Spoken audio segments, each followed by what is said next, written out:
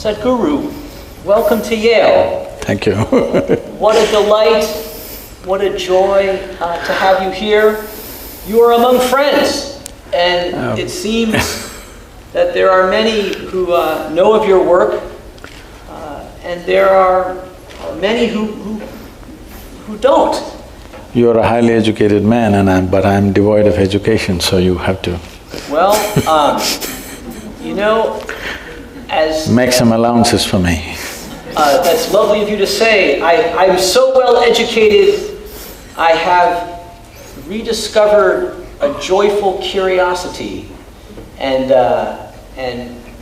while it is true I have many degrees after my name, as I've lost my hair and become more wrinkly, I've so enjoyed the sort of spirit of joyful curiosity.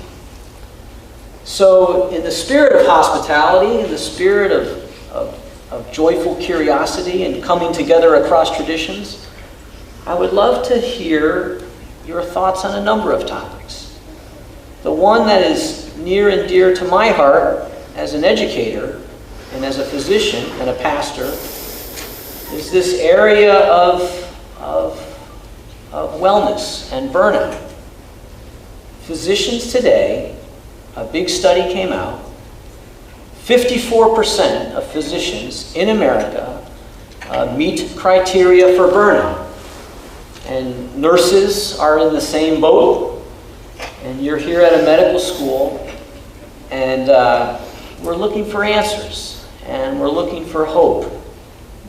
And so to those 54% of physicians who are burned out, and the nurses and PAs and nurse practitioners, all of us in healthcare, what would you say to them? If we have to bring health, either to ourselves or to others, one fundamental thing is you bring a very profound sense of wholeness into you, the various dimensions of life that we are. All of it is in sync and functioning well. It's sad to hear that physicians are in a state of burnout. How would they cause health? They could sell more medicine, but they cannot cause health if they are in a state of burnout. Now we're seeing, as modern medicine progresses, comes out with miracle after miracle, research, all kinds of things. But people are not getting healthy. More people are getting sick than ever before. A country like United States, which is the most affluent country on the planet, which essentially means you have a choice of nourishments. Every human being has a choice of nourishment. Most of the ailments that you see in other parts of the world are nourishment related in some way, because the needed nourishment is not there at the right time for a whole lot of people on this planet. But in a country where there is a choice of nourishment, I would say an excessive choice of nourishment, the nation is spending $3 trillion on healthcare. This is bigger than the budgets of major nations in the world. India's economy is around $3 trillion. You're spending that much on healthcare of 250,000 people. This shows somewhere we have missed health. Maybe we have an industry going, but we have missed health. Well, we can explain it in so many ways, but doctors being under burnout, everybody thinks their profession is the most difficult one. If any individual human being is creating something that they really care for, there would be never any kind of burnout. Myself and a whole lot of people around me, we are 7 days of the week, 20 hours a day, 365 days. This is our schedule. You will not see me burned out. Maybe sometimes I'll get physically exhausted. Maybe I'll die of exhaustion one day, but definitely not of burnout or boredom. Those two things will never happen to me. Why I'm saying this is, the fundamental reason why this is happening is particularly the physicians, because there are various kinds of professions. But particularly when people go to a doctor, in some way they're placing their life in his hands. So when somebody is willing to place their life in your hands, you must treat it as a sacred duty. It's not just a job, it's not just a business. It is when somebody is willing to place their life in your hands, I'm telling you, even people who live with you, your own wife and children or husband is not willing to place their life in your hands completely. But somebody, an unknown person comes and places his life in your hands, I think it's the greatest privilege that somebody trusts you at that level, that they're willing to trust you with life. You could do right things or wrong things, knowingly or unknowingly, because nobody has figured the human body absolutely, all right? We know it to some extent. So you may do any number of wrong things, but they place their life into your hands. I think traditionally it was said like this in India. In any given society, if education, medicine and spiritual process, if it gets commercialized, that society will go down the drain. I think we are doing this to the entire modern world. All three are becoming commercialized. There is nothing wrong with commerce. Commerce is a transaction of give and take. You give me this, I'll give you that. But there are some things which cannot be handled as just give and take. If you bring this aspect of transaction into spiritual process, into education and into medicine, then it turns ugly, and that ugliness will definitely burn you out one way or the other. Above all, what people are experiencing is burnout is, first of all, they're doing something that they don't care for. If they were genuinely doing something that they truly care for, there would be no burnout. The more opportunity you get to do it, the better it would be, isn't it? Everything is towards a certain end. The joy of doing what you're doing is not there in one's life. This is not just for any one profession, it's for all professions, but particularly in a profession like this, where it's a question of life and death for somebody else. When it's a question of life and death for the person who is sitting in front of you, it can't be a transaction for you. Well, there is a business end to everything, because to make anything sustainable, there has to be a business end to it. We are not against the business end of it, but within yourself, if you don't do it as a great offering to the person who is sitting in front of you, of course they will pay their fee, but within yourself, if you're not like this, definitely you will burn out doing this kind of work.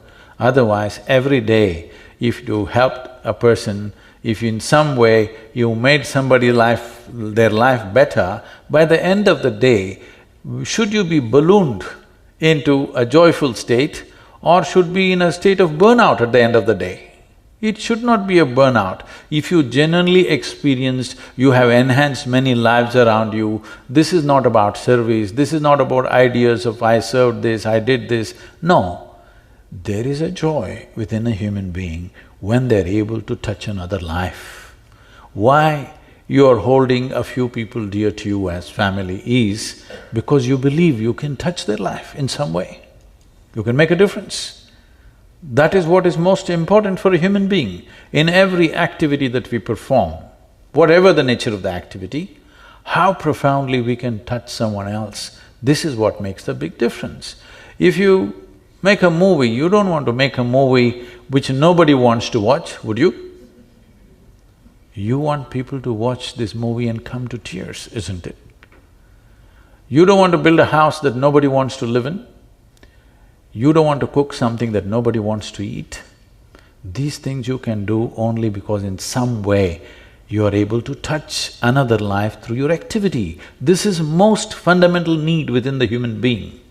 And as a physician, you have a phenomenal opportunity of touching lives like very few other professions can do. And this should not lead to burnout, but this is happening so because we are trying to treat it like a transaction. And the most fundamental thing that we have not understood in this process is that human experience is caused from within, not from outside. Your joy and misery, your pain and pleasure, your agony and ecstasy, even light and darkness right now is happening only within you. It never happens around you. What happens within you, if you try to fix it by fixing what is around you, you will go bonkers in no time. I'm surprised why only 54%. Because if you don't understand human experience is caused from within, especially medical professionals who in some way have delved into the nature of human physiology and I believe to some extent the mind, we must know that every aspect of human experience comes from within. And today, modern medicine especially, unlike the traditional medicine, is entirely chemical fixes for everything. So you understand that both health and illness is happening because of chemistry. Joy and misery is a certain chemistry, different types of chemistry. Ecstasy and agony are different types of chemistry. Or in other words, we are a chemical soup. The question is only, are you a great soup or a lousy soup? Now, if I give soup-making ingredients to all of you, do you believe all of you will come with the same kind of soup? You will come with 100 different varieties of soups. So there is something called as the skill of soup making. All of us have come with the same fundamental ingredients of life. See in how many ways we have become, and only 54% are getting burnt out. Handling life so wrong, 100% should be burnt out. So let's talk about making soup. Don't go into this area, I'm a very good cook. Okay. So we'll talk… so this soup of life, if you will.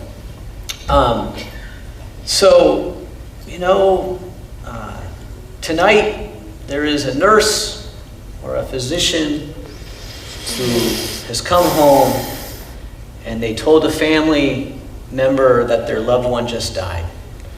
Or they treated a child who's undergoing chemotherapy. Or they were in a clinic where they're taking care of someone who, doesn't have enough insurance to cover that medication. And so those good folks have come home and their spirits are broken. And they love what they do. I think burned out physicians love what they do. They do. And I like that metaphor of soup.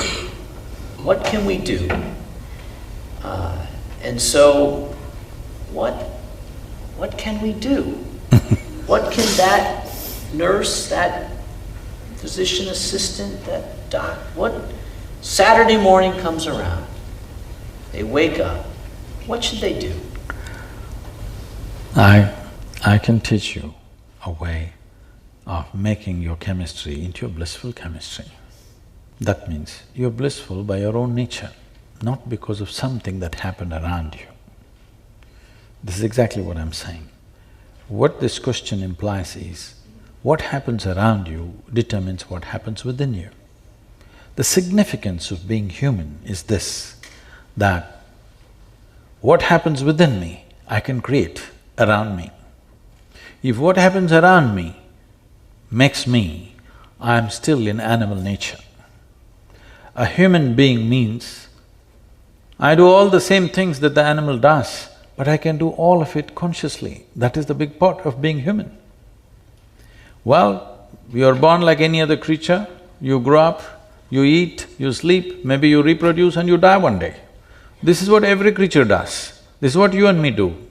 But we can do it consciously, which includes your thought, your emotion, everything. To put this very simply,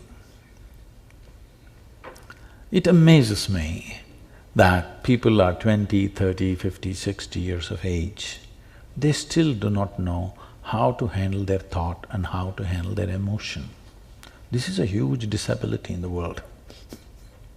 If you don't know how to use your hands, would you call that a disability? If you don't know how to manage your thought, how to manage your emotion, is it not a disability? Just because everybody is in the same condition, it does not become normal. So essentially, you have made a choice of dealing with people who are sick or dying. It is a choice. And it is a privilege that those who are unwell, being unwell means you are no more 100% on your feet, you need somebody's help. Such people and those who are dying in some way, they're willing to trust you and put their life into your hands. It's a great privilege.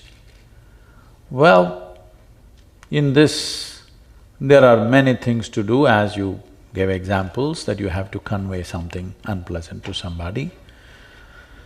Sometimes you're not able to treat them because either you have no time or they have no money or whatever. These are there. I'm not questioning this. But the most important aspect of this is, if you want to bring well-being to somebody, you must know how to be well, isn't it? Otherwise, how would you do it, I'm asking? How? How would you create well-being to someone when you do not know how to be well? What this implies is, if I have to be well, the world has to be perfect. Well, you're not going to be well. Because even if you're just two people in the family, not everything happens the way you think it should happen, isn't it? Hello? You can tell me, it's okay. Even if you're just two people, not everything will ever happen to you 100% the way you want it. 51%, if it's happening your way, you have the controlling stake. Anything more if you expect, you'll have a divorce. Yes. So, outside will never happen 100% the way you want it. Or in other words, if you expect the outside to be 100% the way you want it, you're just not equipped to live here in this world. Yes or no? If you're expecting the external situations to go 100% my way, obviously I'm not equipped to live in this world. You know, we are a volunteer organization, over 4,000 full-time volunteers, over 3 million part-time volunteers. Every day somebody is coming up to me and says, Sadhguru, I can't take her anymore, I can't take it. This person, I can't work with this person. This man is like this woman is like that. I tell them, see, this is the kind of people that exist in the world. If you think what you're doing is very significant, you got to work with these people, however they are. If you want to work with ideal people, you must go to heaven and today.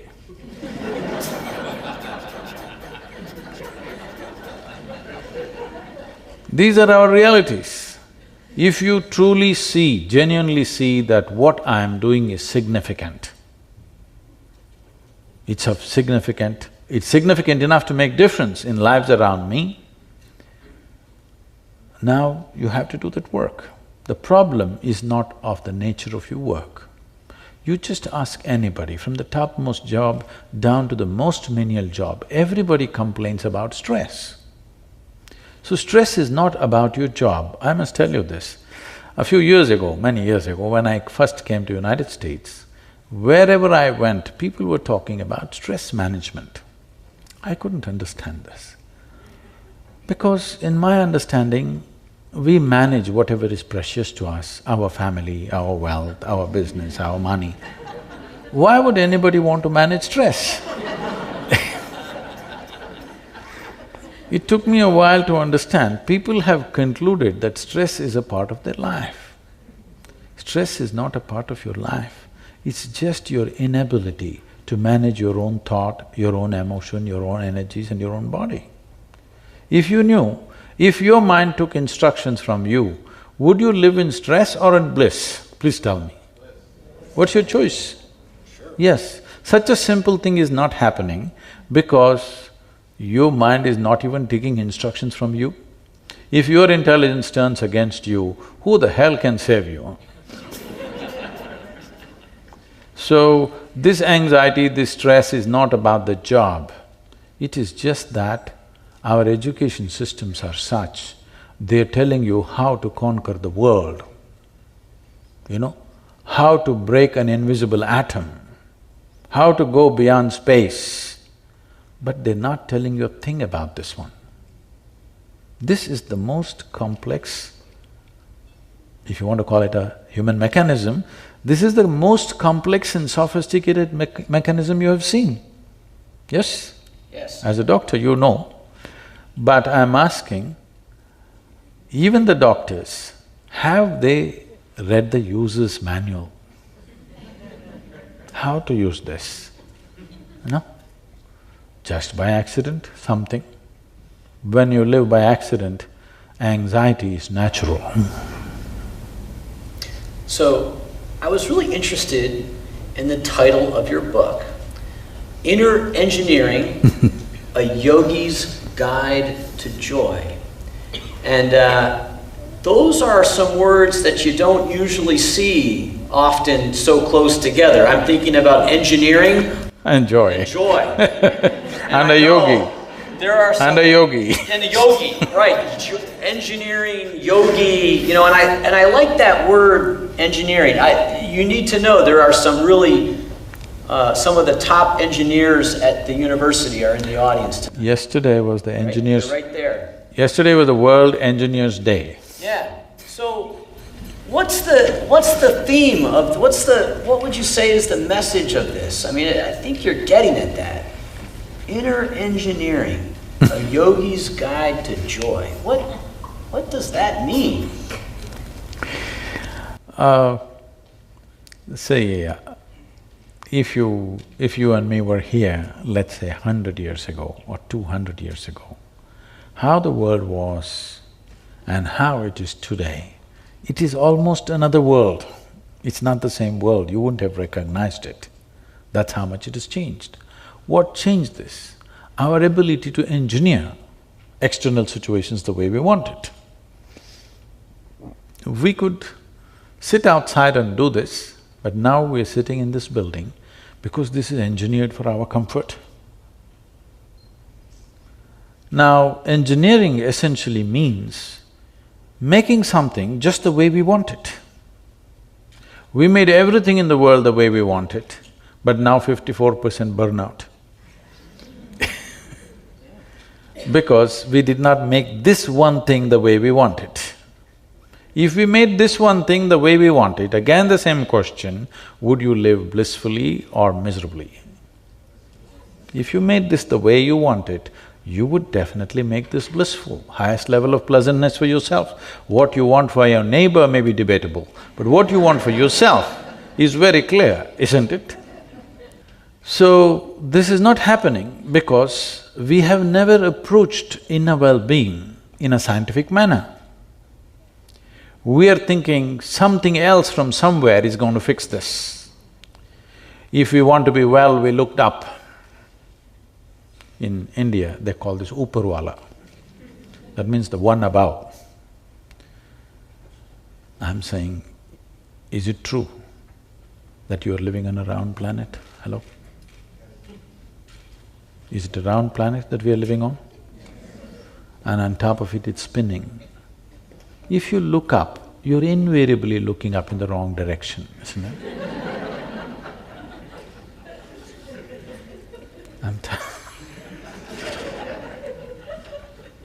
You must go to Australia to look up the right way. So I'm saying we are simply even incapable of knowing what is up and down in this universe. Is it somewhere marked in this cosmos, this side up? We not only do not know, we cannot know, isn't it? So we don't even know which is up, which is down. We do not know what is forward, what is backward. We really do not know what is east, what is west. For convenience, we made up things. But there is one thing that you can know right now, there is a perspective, there is inward and there is outward. We have been just busy fixing the outside. You fix the outside as much as you want, all you will get is comfort and convenience. You will not get well-being. If well-being has to happen, you have to engineer your interiority the way you want it. Only when this becomes the way you want, now this will be joyful. If outside becomes the way I want, there will be comfort. You have to admit this. Never before in the history of humanity, any other generation knew the kind of comforts and convenience that you and me are enjoying right now, yes or no? Huh? We are the most comfortable generation ever, but we are whining like crazy. Let's talk about the inner life and the outer life. One thing that strikes me as so powerful about your mission in the world is that you seem to successfully broker both of those worlds. Oh, you must take off the word broker. I guess, how can I say, you successfully pursue both of those worlds, if you will. The Isha Foundation educates the young and plants trees. And then you also teach people about inner engineering. And I think that could be a challenge for we in the West. We in the West perhaps love the outer world and maybe at the expense of the inner world. But I'd love to hear your perspective on that. See, all these massive projects of health, education and ecology that we are doing in southern India have mainly happened only because of an inner experience. There are millions of people who had a powerful inner experience. It's out of that we are able to generate this action. Because these massive projects are all completely done by a volunteer force. Volunteers means nobody is trained for the job.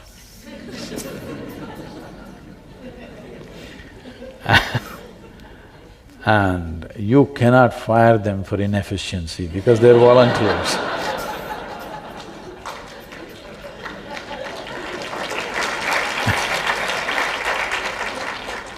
At the same time, even if they're holding a key position at any time, without notice they can just vanish.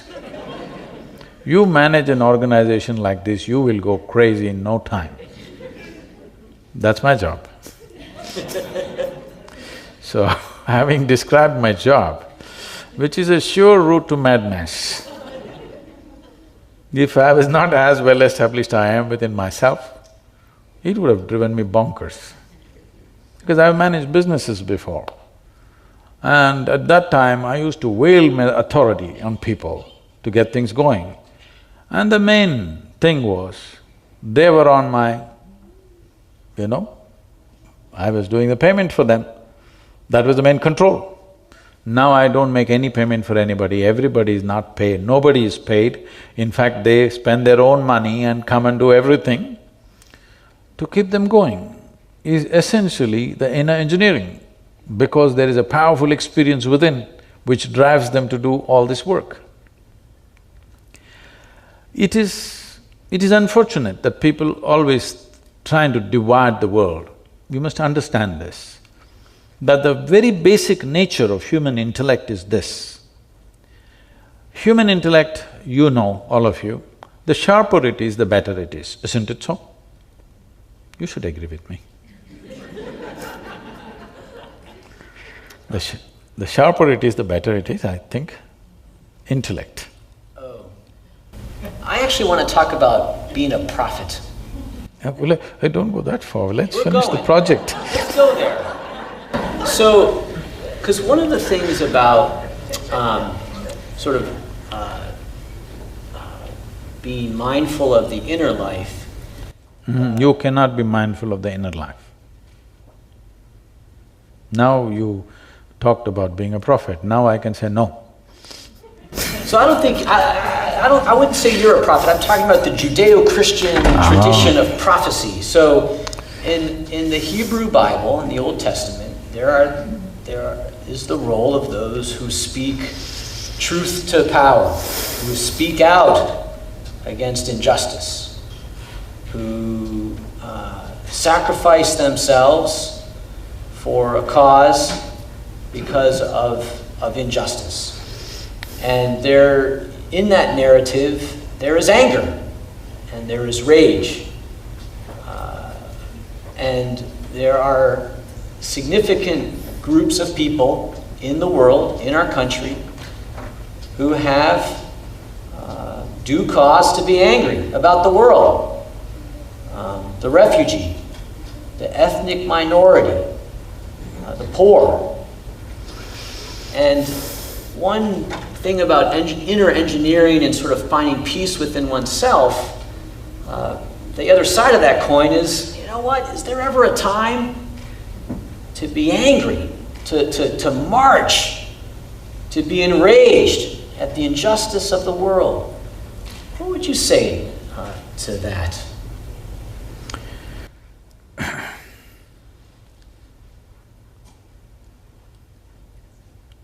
You know, Che, I know this is not a popular name in America. Che Guevara said, if you're in rage, you're one of us. I said, if you're out of rage, you're one of us.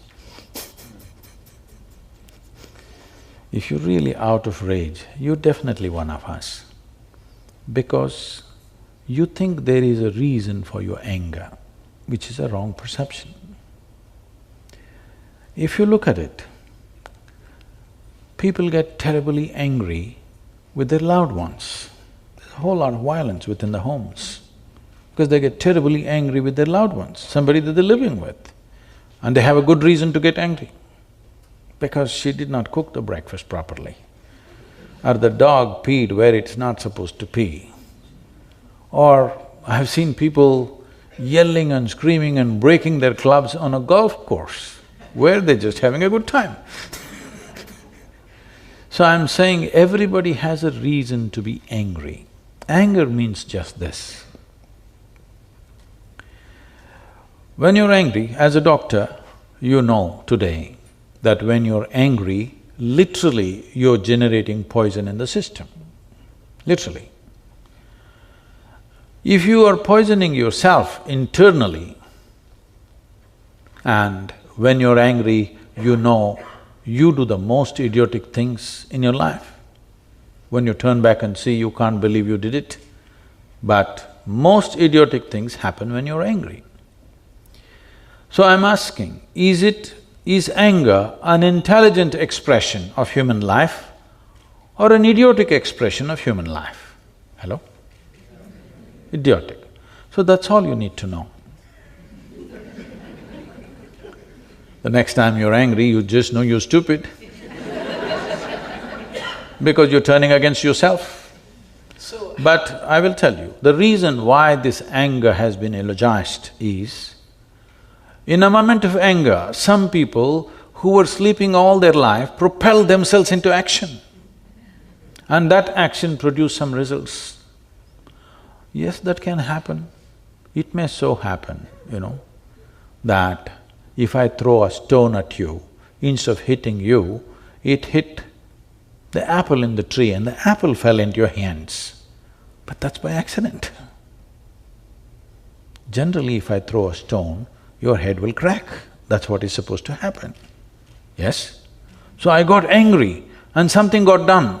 So I think anger is a great way of doing things. So when you're angry, you yell and fume at somebody.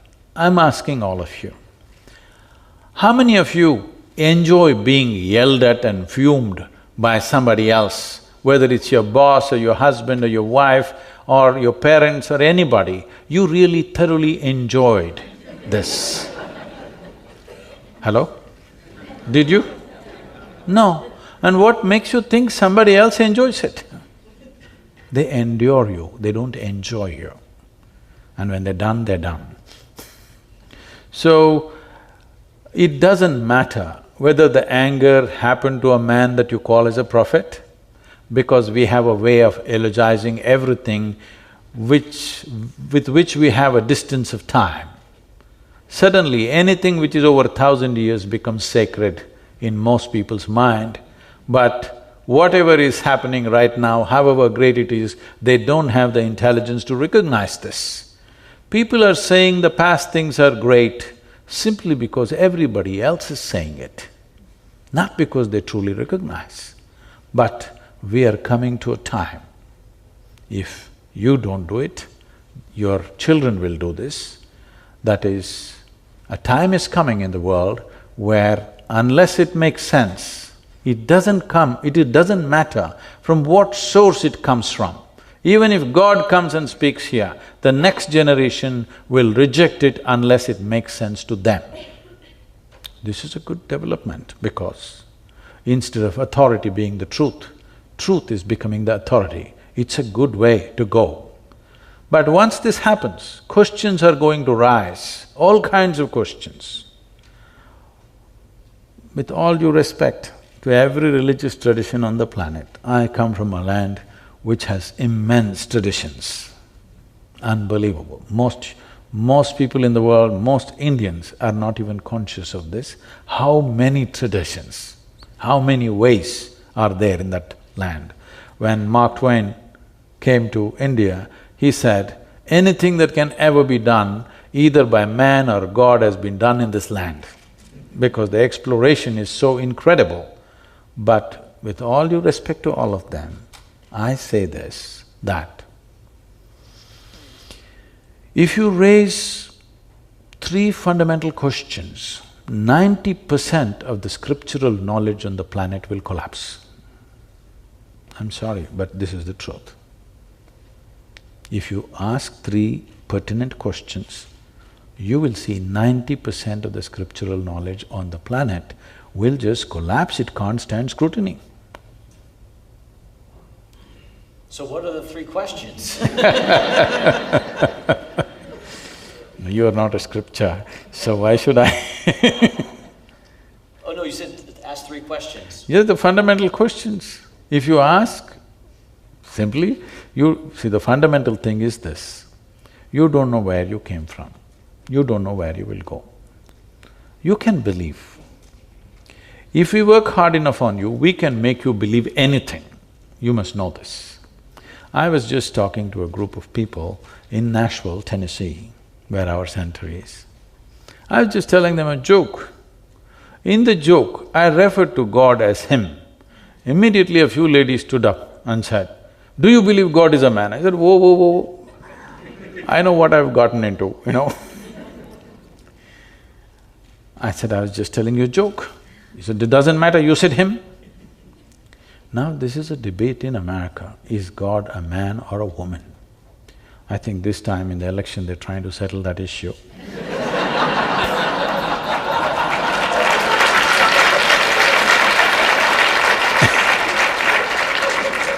But where we come from, we have no such issue.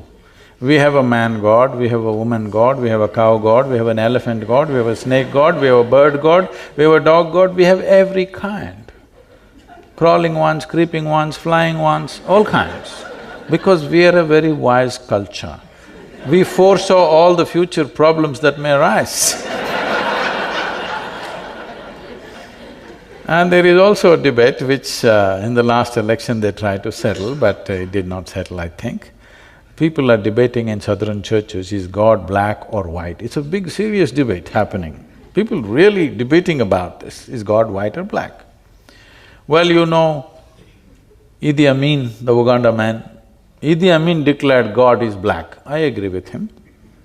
As if a white man can have a white god, why can't a black man have a black god? But you know, these people do not know, because in these parts of the world, only messiahs, prophets, sons, others came. They don't know. In India, we know God is brown. Yes. Because God himself visited India 9 times. Are you aware of this? You didn't know?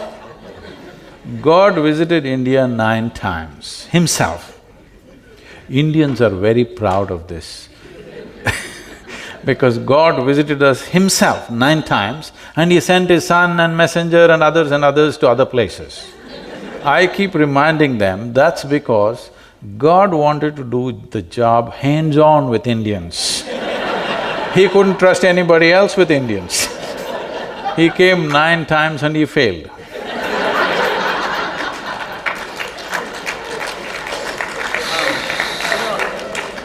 Let's talk about it. No, coming to belief, I'm saying we can make people believe anything if you work upon them from their childhood.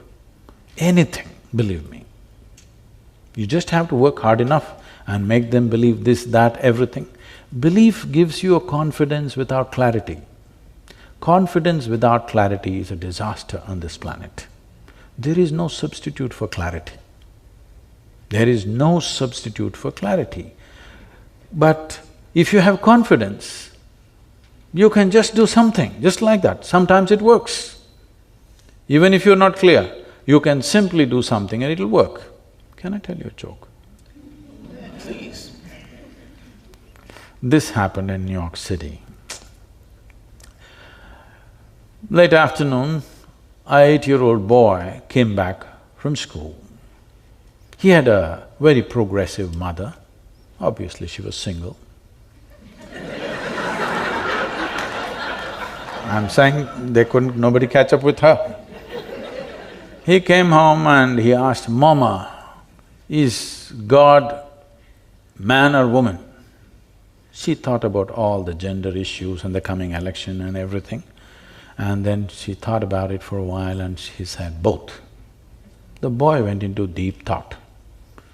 After a little while, the boy came back and asked, "Mama, is God black or white?" Again she thought about all the racial issues in the country, and after considering this at length, she said, "Both." The boy went into very deep thought. Then after some time he came back and asked, "Mama, is God straight or gay?" She again thought about it and then she said, "Both." The boy jumped in joy, I got it, it's Michael Jackson."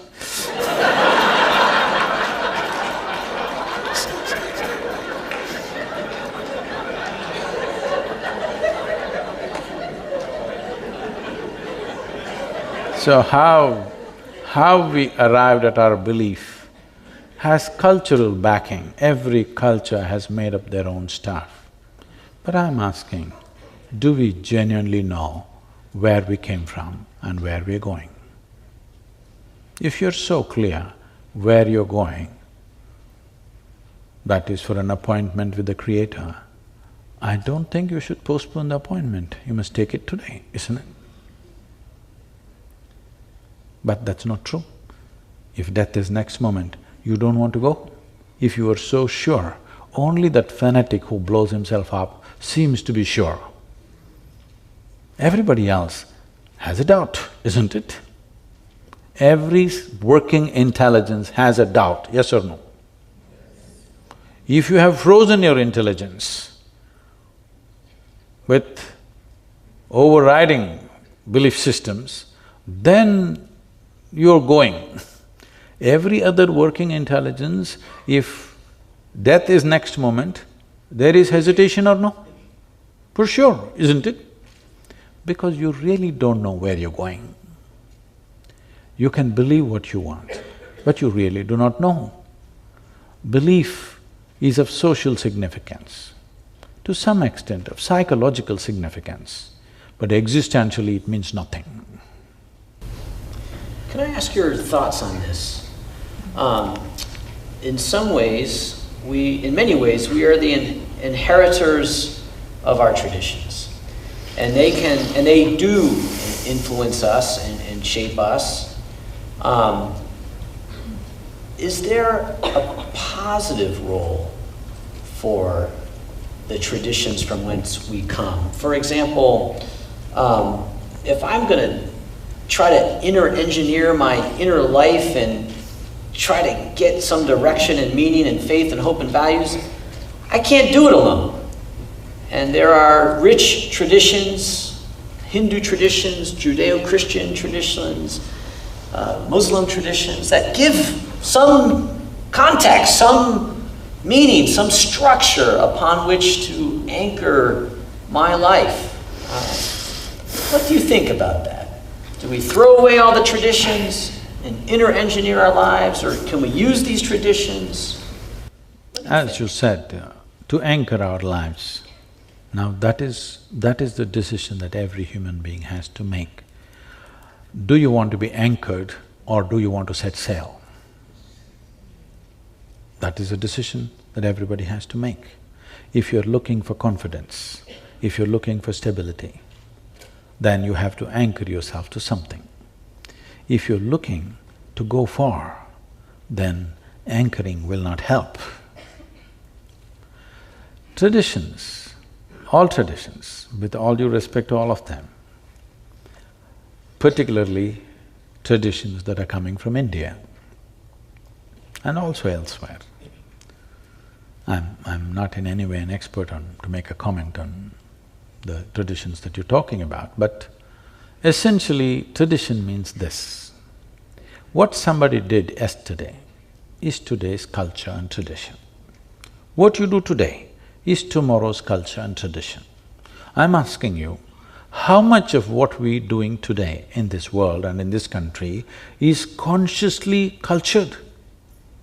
But all the rubbish that we do will become tomorrow's culture and tradition of this land, isn't it so? Hello? I'm saying, do you believe that people who lived here 1,000 years ago were such superhuman beings, they did everything perfectly and you're doing everything wrong? It's not so. They were also just people like you. We have a way of elogizing everything with which we have a certain distance of time. But are they of no value? Not true. There are a whole lot of things that we as human beings simply know today, which is thanks to the traditions in which we have grown up. We cannot say no. But if you want to know this life, which is myself, no tradition is… Tradition can inspire you, tradition can put you in a direction, tradition cannot take you there because this has to happen now, to you. Only then it's a living reality for you. Otherwise you will read in a book and believe it. But how do you know this works?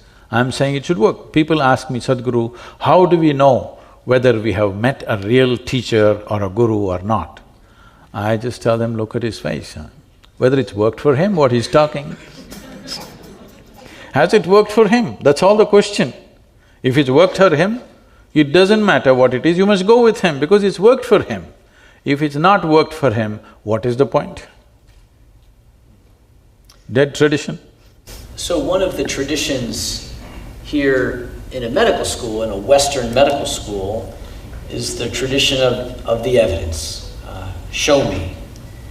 And this tradition, which is only really maybe 200 or 300 years old, the randomized controlled trial, the cohort study, all of that, and it's good.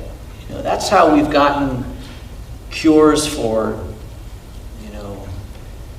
pneumonia and drugs to help alleviate pain. I mean, it's all been done through this pursuit of the evidence. And also I'm a pastor, and I fully embrace the life of the Spirit and the truth that we find in our faith traditions. And I love that tradition.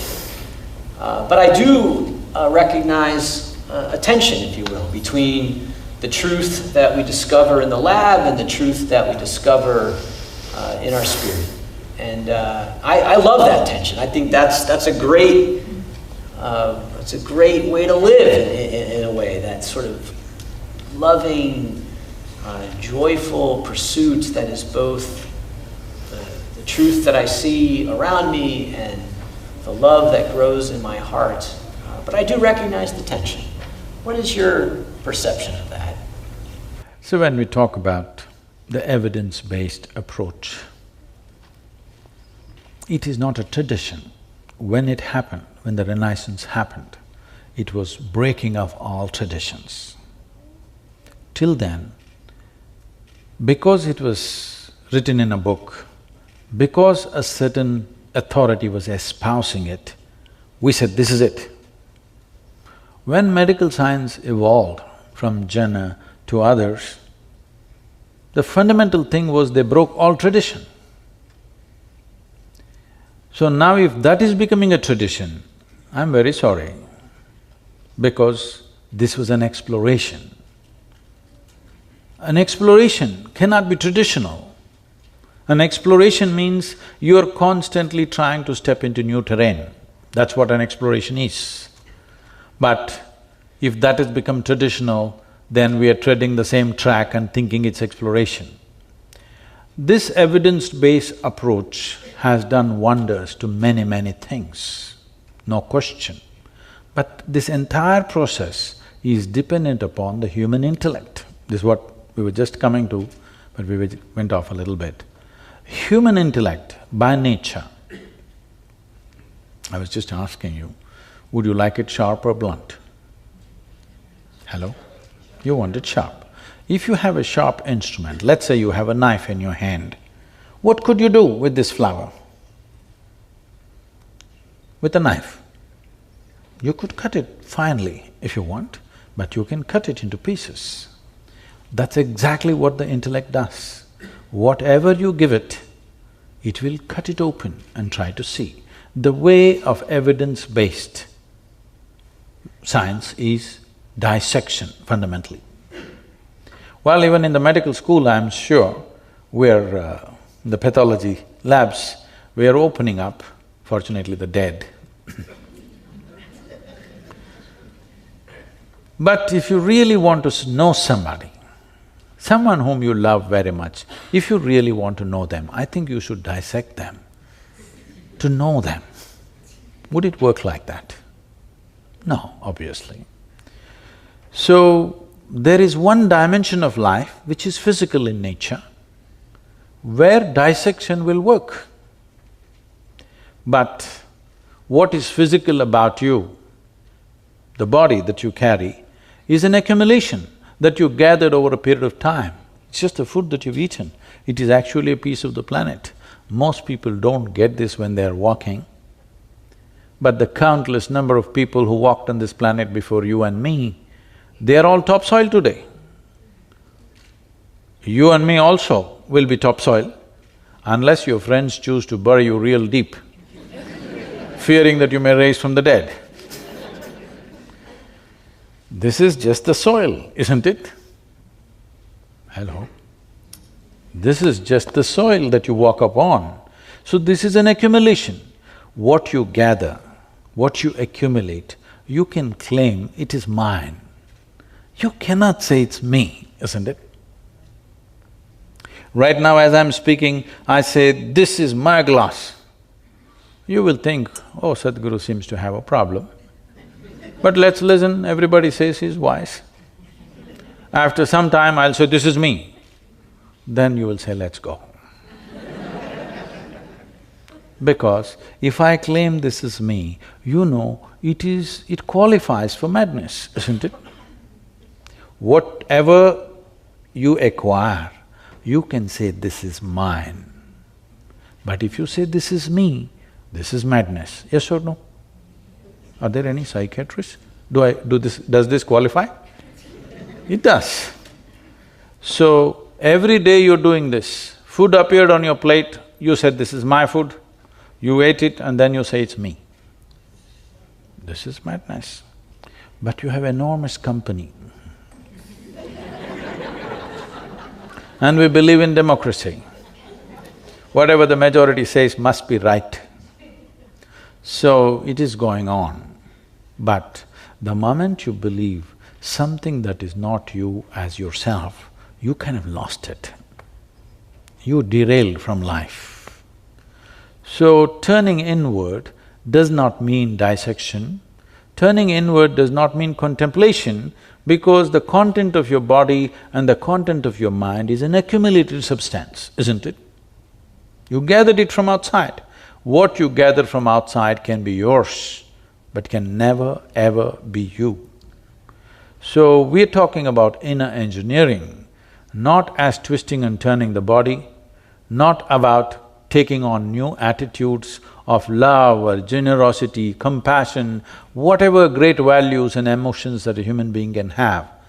I see all that as a consequence of a certain way of being, rather than looking at it as a means to get somewhere. Everywhere people are talking about whatever… See, if you deprive somebody of something for a period of time, simple qualities will raise to heaven. Today, anywhere you go, people are talking peace of mind is the ultimate goal of human life. Why? Because they've freaked out in their minds. Why would peace be the highest goal? Because you're talking about Judeo-Christian thing, the origin of where it came from. I happen to be in Tel Aviv. I was to get there that morning and speak at 6:30 in the evening. I was flying in from Atlanta. Because of some delays in the flights, I landed there at 6 in the evening. So I'm quickly changing in the airport, because in these 35 years I have not been late to a single appointment. I don't want to break that, so I'm rushing. And I'm famished, because I'm traveling an American airline and there's nothing edible on the plane.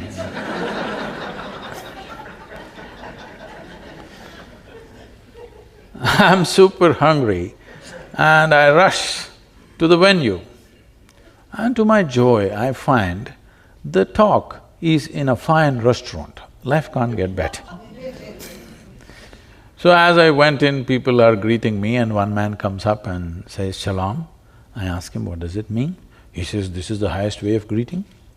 I said, "Well, that's your opinion, but what does it mean?" He said, "No, this is the highest way of greeting." I said, "That's all right, but what does the word mean?" He said, "It means peace." I said, "Why would peace be the highest way of greeting unless you're born in Middle East?" In South India, you come up to me in the morning and say, "Peace." I'll say, "What's wrong with you?" I'd like to get back to the practice of medicine, just for a question, really. I tell my gang, whom I adore, my residents, my students are close to my heart. I adore them. All gangs are like that. And I say, medicine is easy. Medicine is easy, but healing is hard. Because in medicine, we have our potions, and if we don't know an answer, we do a test, and if we don't know what the test means, we consult somebody, and so medicine, in some ways we can distill it down, can make it easy, but healing is really where the art of medicine lies. And healing is where the spirit and the love and the suffering and the treatments and the surgery, that's where it all comes together. How would you propose that we adopt a healing attitude? How do we bring the spirit of healing into the experience of the bedside? Please, all of you, don't be offended by what I say, but you must look at this properly. If I don't, but if at any time, if it becomes necessary, I must go to a hospital, I just want efficient treatment. I don't want love. Because I'm not deprived like that. Now, unfortunately, we are creating a population where everywhere people are talking about love. We are deprived like this because early age deprivation of love will tell right through your life. It is very important, we need to understand that there is something more to this life than the acquired body. We have a body which we acquired, there's something more.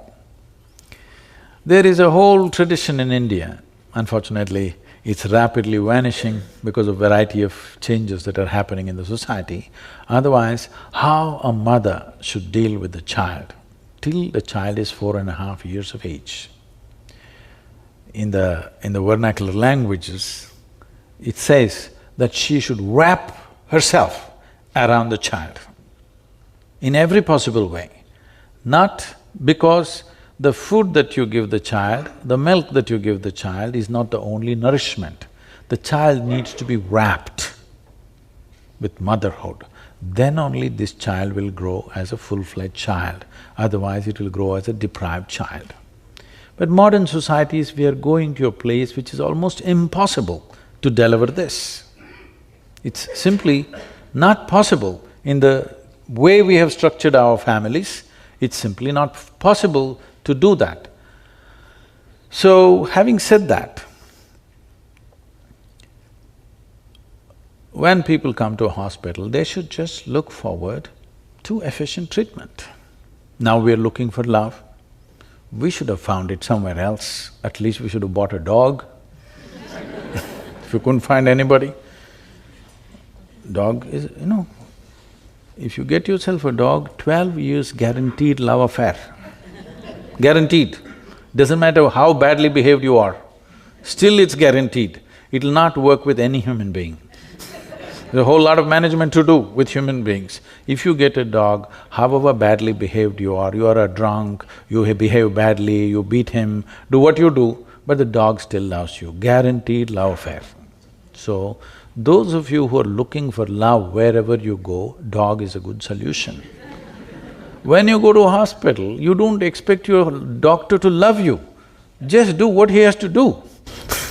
So that is fascinating because I think patients come to their doctor. This is the unfortunate reality, that's what I'm saying. Yeah, People come to a hospital and looking for love.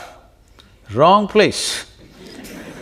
So when I was a medical student, I was the pastor of a church here in town. And I would write my sermons on hospital note paper. This was before EMRs. So I'm writing my sermon at the nurse's station. And my attending physician came up to me and he said, "Doolittle, the physicians are the priests of today." And I said, "What? What do you mean? That's offensive." I wasn't sure. Was he joking? Was he serious?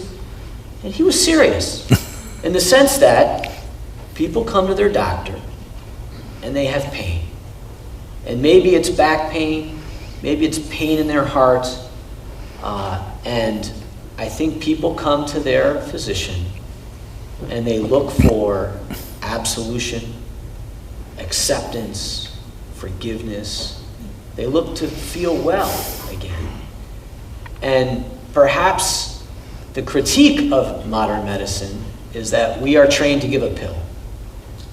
But people want more, and it's interesting that you bring this up, that in modern medicine, the expectation should be efficient care, safe care. And that's what we're trying to do too. But I do think there is a healing. It's a world that maybe the world is becoming more secular, and they don't know where to turn, and so people look to their healthcare provider for all of it. What do you think? Say, it's not about being secular or non-secular. A whole lot of human beings are feeling lonely. Yes. Right from their childhood, they have suffered loneliness. For a variety of reasons, changes have happened in family structure, changes have happened in the social structure, the communities of the past have broken, so there is a certain loneliness where even if they go to their car mechanic, they want to be loud. You must go to your physician just the way you went to your car mechanic, somebody who knows how to fix the car. That's important. Whether he loves you or not is not your business. But when you talk about healing, there's another dimension. We're preparing people like this, I'm bringing up hundreds of people. where we have identified in the yogic culture, in the yogic science, the fundamental life energy manifests itself in 5 different ways, 5 fundamental ways. These 5, out of these 5, this is called as pranavayu, samanavayu, apana, udhana and vyana. In this, there is one dimension called samanavayu, which is very healing. So, before we introduce any kind of medical knowledge to a person, we put them on very serious inner work to generate a certain level of samanavayu, where a physician develops such a level of vitality, if he walks into the room, everything should light up. This is very important. Physicians are walking into the patient's room with a grave face. Grave is one thing that you should not point at when somebody is sick. Grave is one thing that you don't show a patient. A physician should generate such a level of vitality and life and healthfulness about themselves, anything they touch will get better naturally, not because of love, not because of compassion. People, yesterday I was being interviewed by a young lady and she said, Sadhguru, we must… everything should happen out of compassion. I asked her, are you married? She said, yes, my husband is waiting in the reception. I said, suppose when you go there after this interview, you realize that your husband married you on a compassionate basis. Would you like it? She said, no. Then why do you want it for me? I don't need it too. So, can I ask you, so for the Isha Foundation, with the thousands of full-time volunteers and the millions of part-time volunteers, why do you think they come? Tools of transformation. The tools are subjective in nature. See, right now, we as human beings are dominating this world only because of our ability to use tools. Otherwise, a pack of dogs would take care of you. Forget about the tigers and the lions, poor tigers and poor lions who need to be saved right now. Only because of our ability to use tools, isn't it? And all the tools that we developed are… Now, as a doctor, maybe you're using a microscope. We have a microscope only because our ability to see, to enhance that we have a scope. We have a telescope only to enhance our vision in some other way. We have a telephone because we can hear. We have a microphone because we can speak. We have a bicycle because we can walk. If we were made like trees, would we have invented a bicycle? I'm asking. Every tool that we created is only to enhance the already existing faculties to a higher level, isn't it? Everything. Everything that we invented is just this, all the tools. The tools are very important. When I refer to the spiritual dimension as tools, some of our people will feel offended around me and say, Sadhguru, don't say it, it is more than our life. Don't use the word tool. Then I tell them, you come to the yoga center, 3 days I will give you plumbing job. No spanner, no winch, no nothing. You do it with your hands.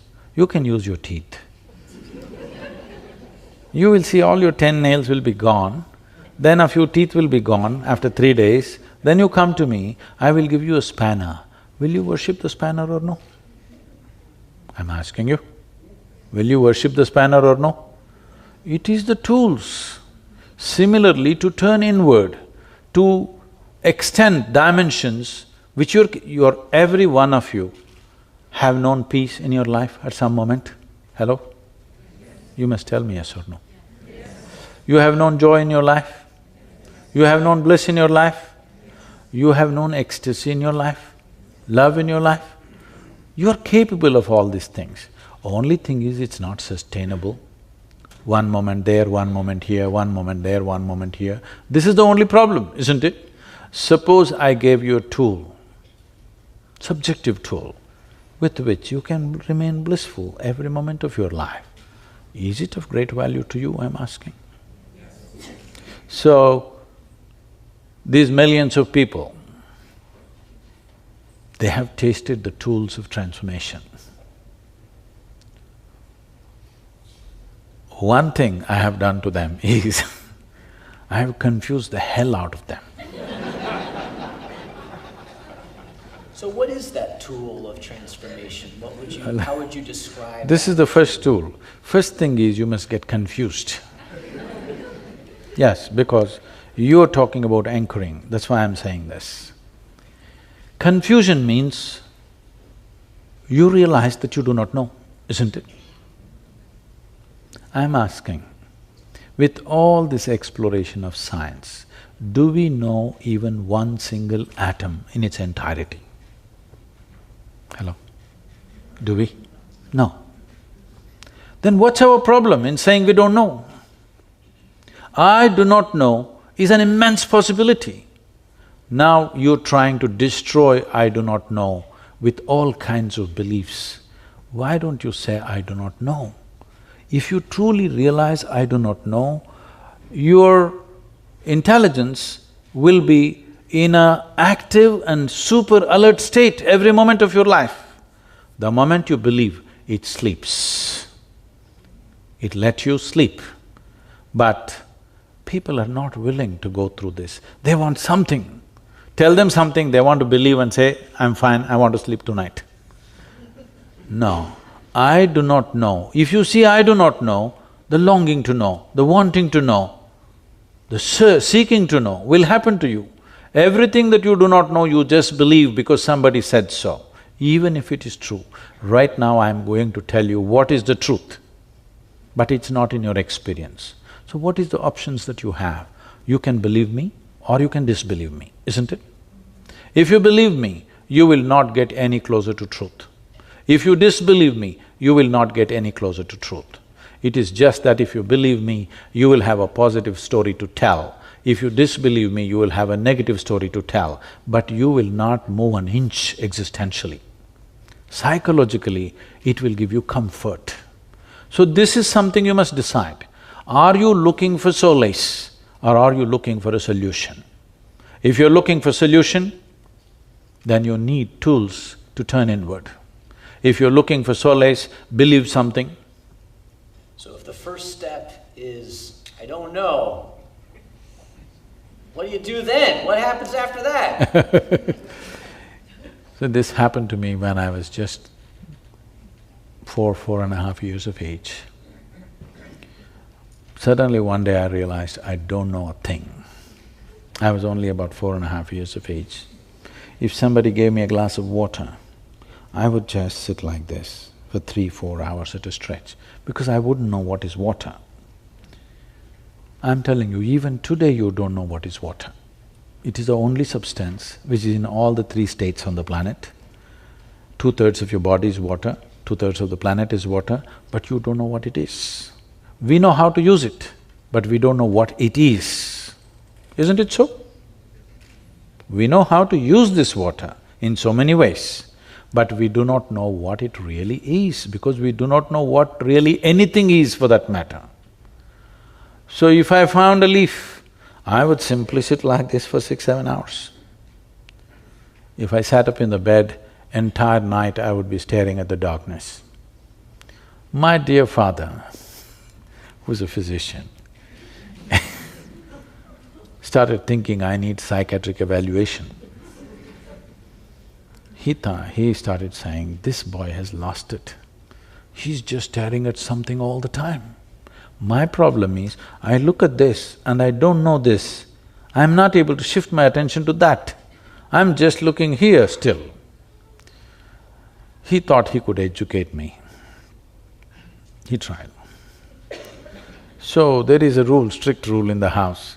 Between 7 in the evening till 9 dinner time, all the children, 4 of us siblings, we have to sit and read some textbook. I open my textbook like this. I find a little speck on the paper. I just look at the paper. This speck that keeps me engaged for 2 hours. I sit like this, absolutely total attention, without reading a word. I went through school like this. I was very consistent. I always got 6 zeros in every test.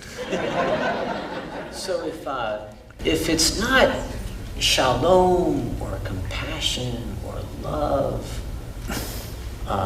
it is just life. it's just It's just life. The meaning of No. your purpose of life is life. What would you say? The purpose of life is life itself. Yeah. Life itself is a large enough phenomena, it doesn't need another meaning. Only because human beings have not experienced life. They are just a bundle of thoughts, emotions, ideas, opinions, identities and prejudices.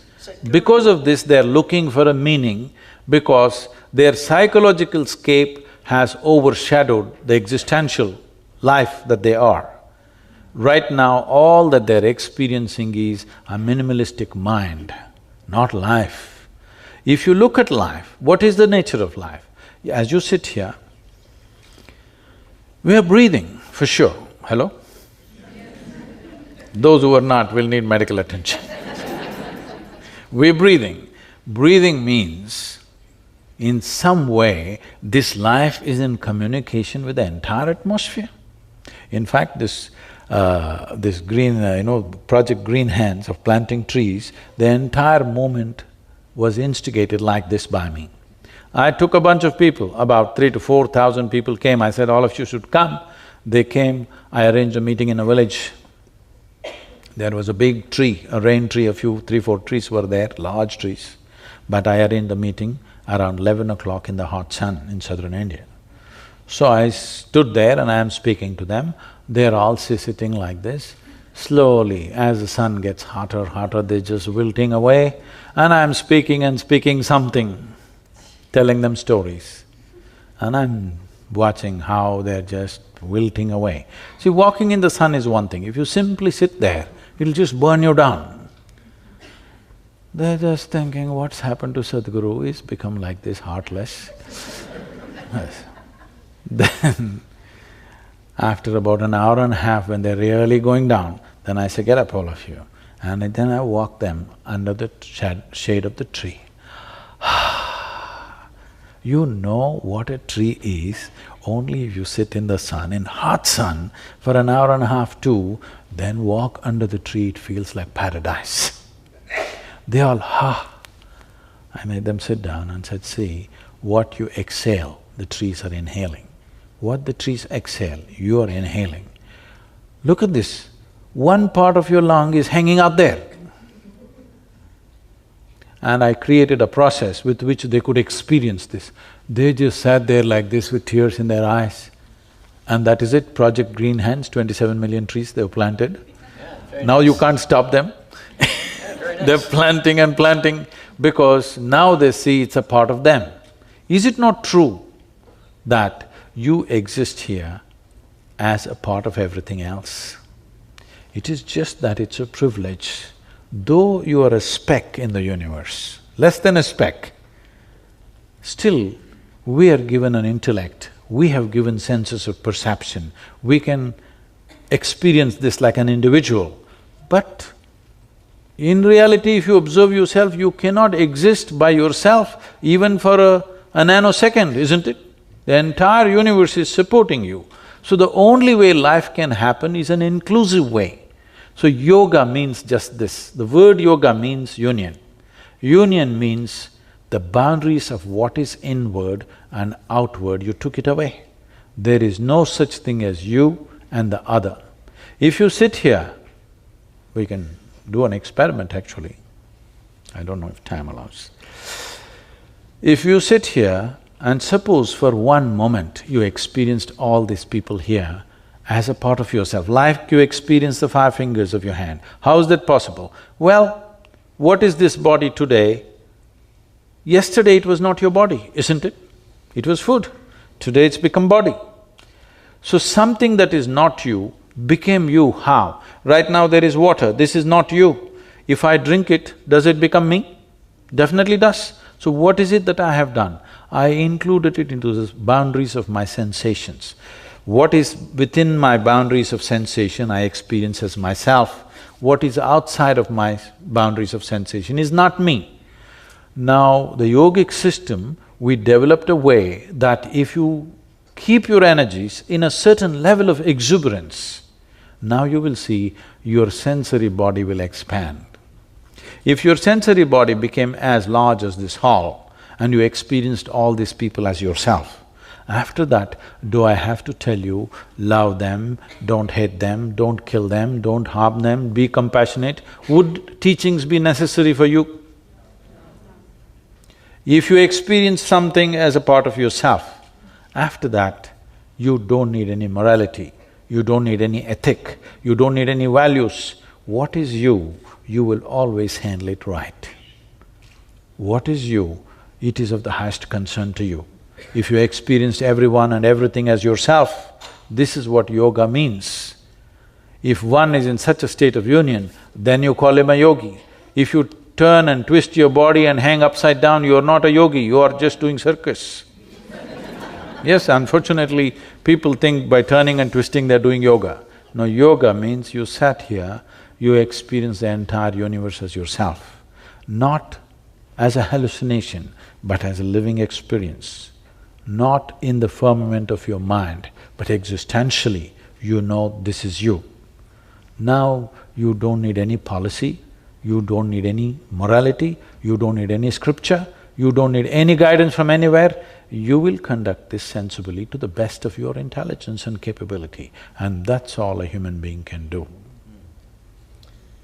Sadhguru.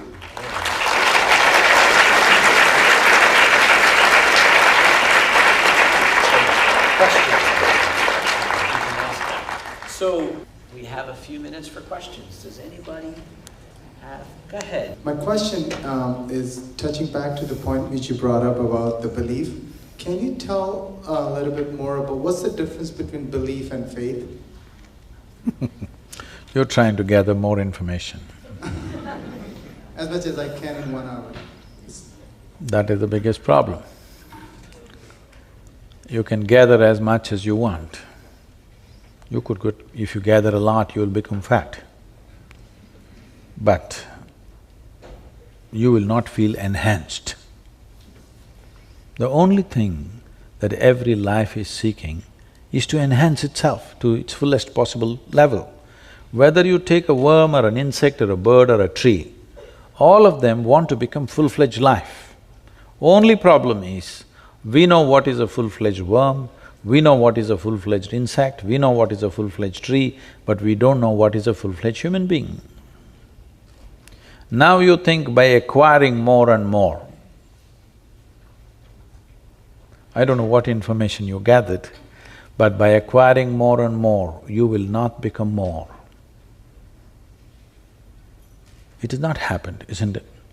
People thought by acquiring money, by acquiring wealth, by acquiring knowledge, they will become more. They have not become more, they're still hankering for the same things.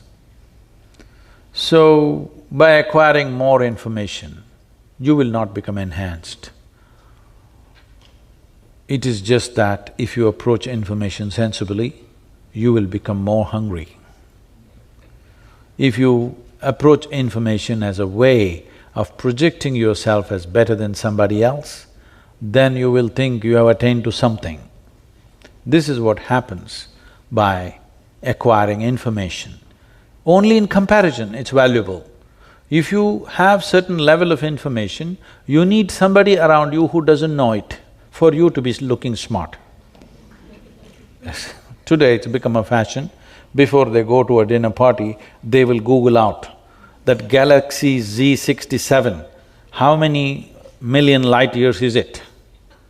So when you go to a dinner party, just like that casually you throw around, you know the galaxy Z67, it is you know how many light years, this many light years. Who the hell cares? Because we don't even know in our experience what is a light year. It is only a mathematical calculation. It is not really anybody's experience. There is no human being on this planet, past or present, who's ever experienced a light year. There's no such thing.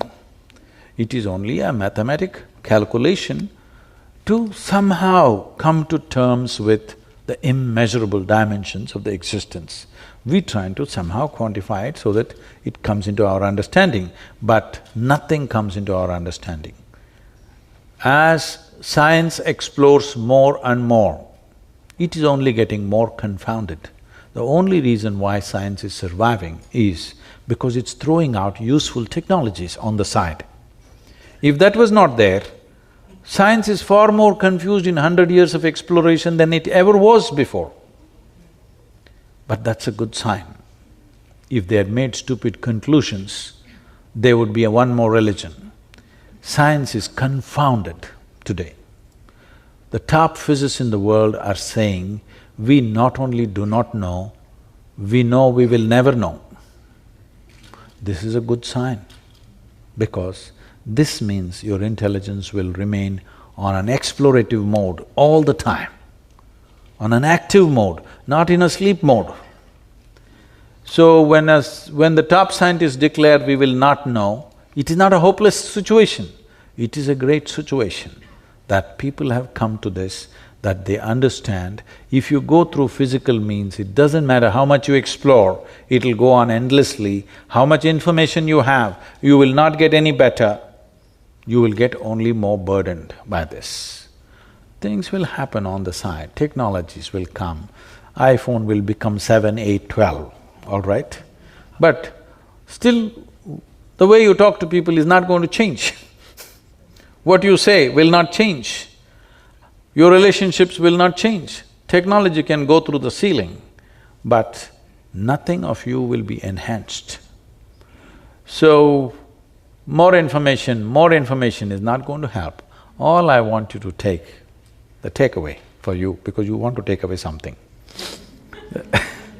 The takeaway for you is, if you truly, genuinely, it's not simply a thought, allow this to sink into you in the next few days, that if you pay attention to anything,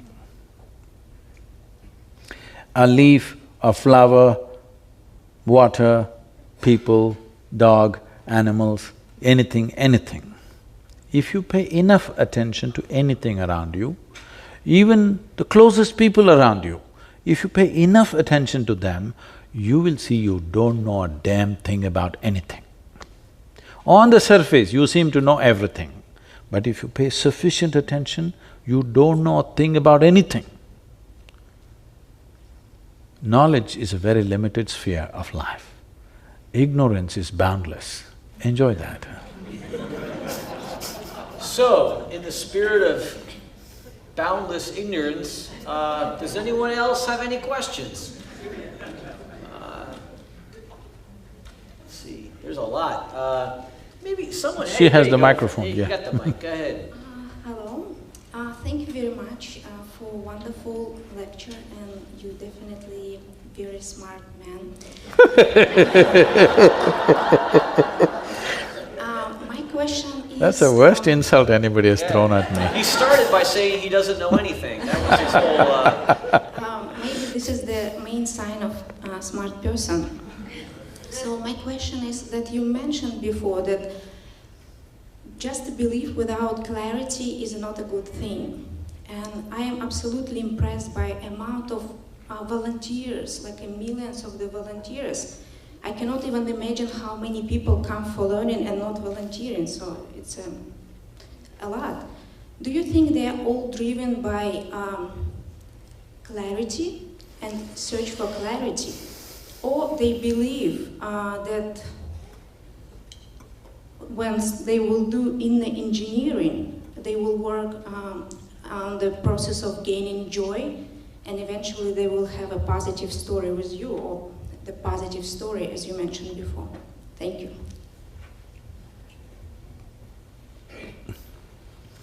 See, if for any human being to do something, either it should have worked for them, or it should have worked for somebody around them.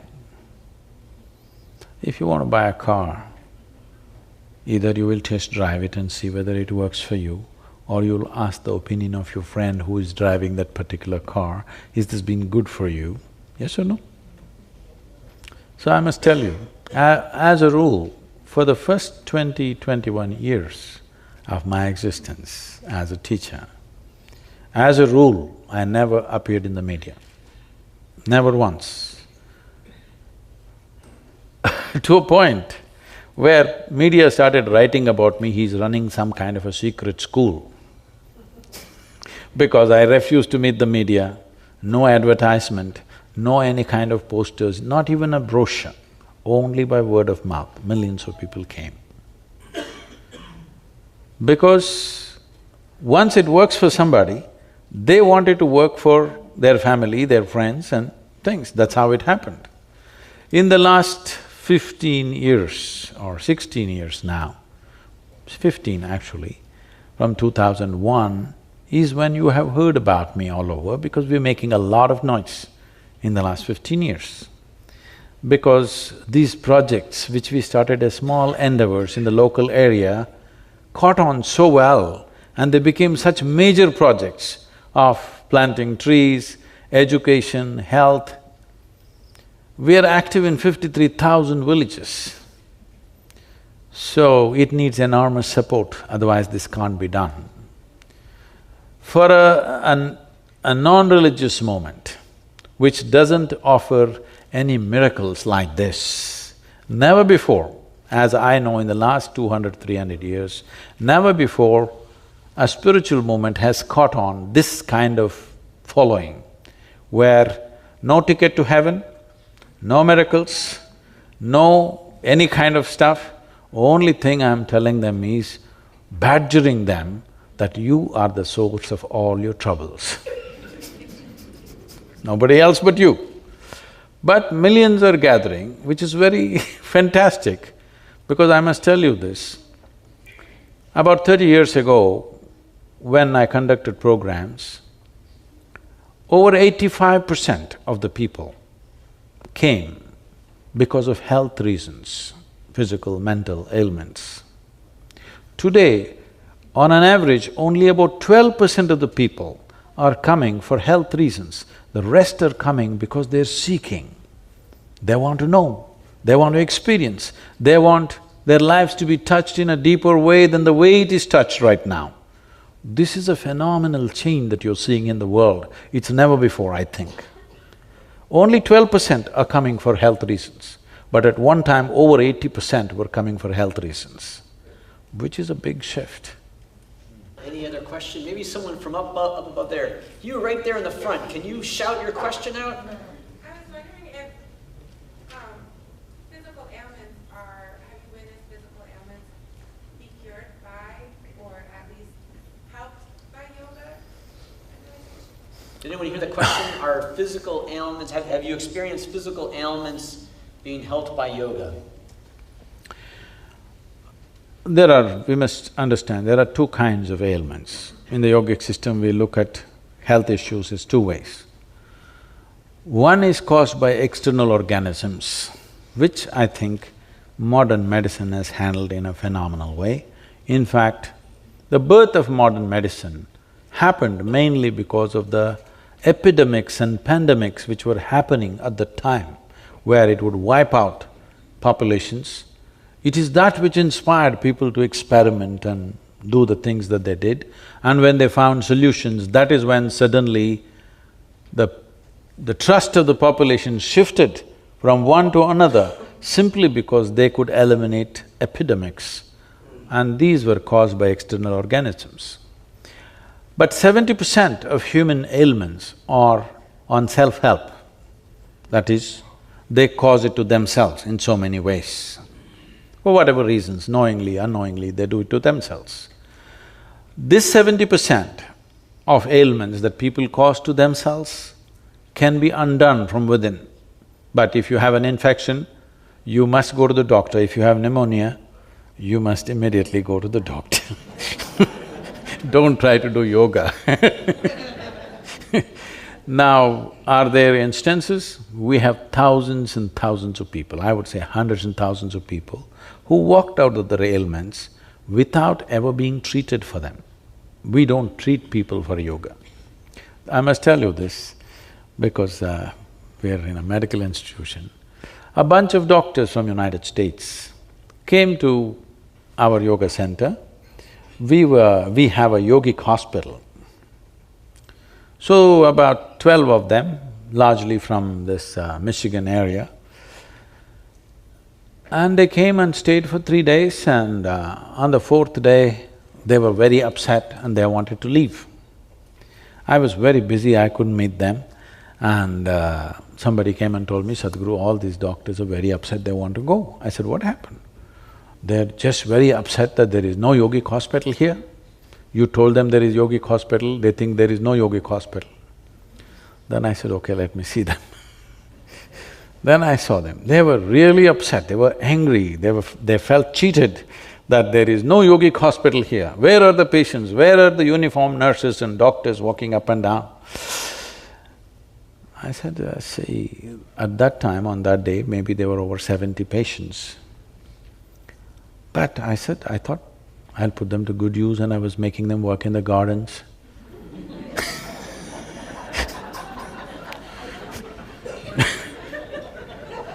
Nobody should ever understand sickness is a reward. They must want to get out of it as quickly as possible.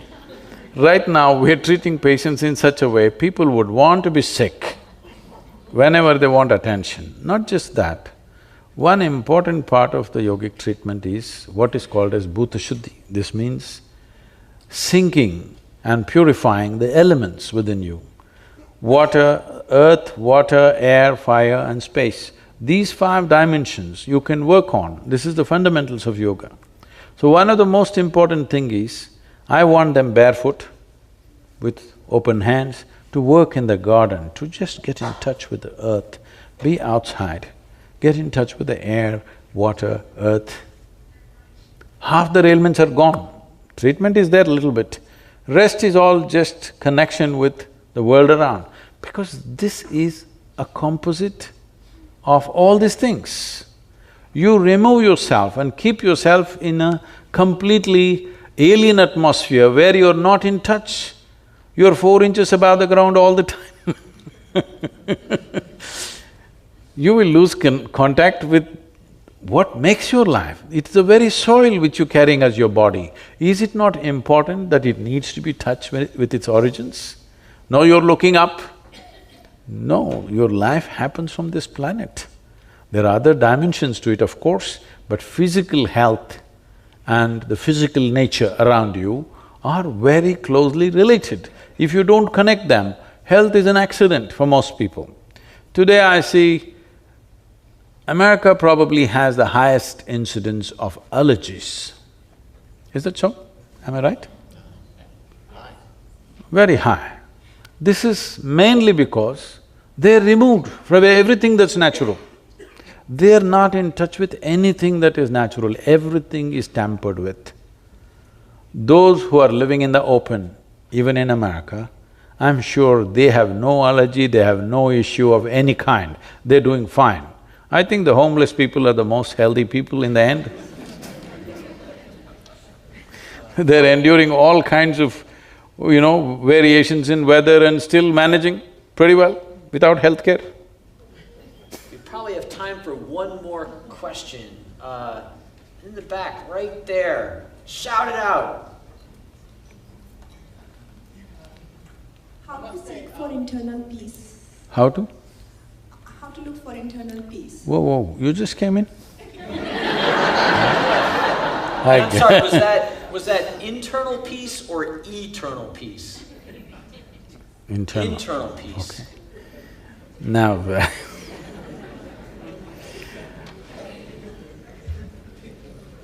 we've gone through this anyway. Whether it's peace or happiness or joy or love or whatever, it can only be internal, it can't be external. Now, there are many ways to address this, but one simple way is just this. You just have to learn where the keyboard is for this big computer of your mind. Right now, you don't know where the keyboard is, you're punching it somehow, something works. No, if you know where the keyboard is, you would type out the right things, isn't it? Fundamentally, it's just that your mind is not taking instructions from you. Don't ask for peace.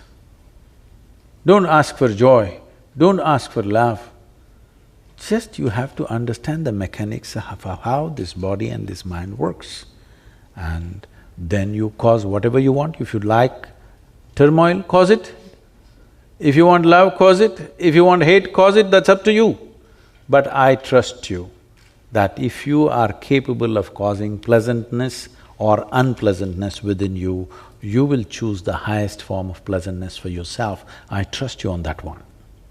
Now that, it started with this 54% of doctors suffering, which is unfortunate. Doctors, all said and done, are rendering a very key aspect of service to any given society. It's very important that they are well. I would like to make this offering that the doctors who are interested in this, we would like to offer them the tools of inner engineering so that they go out as truly healthy, joyful, life which is full of vitality, that their very presence is an inspiration for health for everybody who comes in touch with them. This must happen. Otherwise, what are we talking about health? We're talking medicine. Medicine is a business. Health is an aspiration for every human being. If this fundamental aspiration is not fulfilled, you cannot lead a human being to any other aspiration. Right now there is some trouble in your body, I will talk about enlightenment. Are you interested, I'm asking? No. Your back is aching, I will talk enlightenment, you're not interested.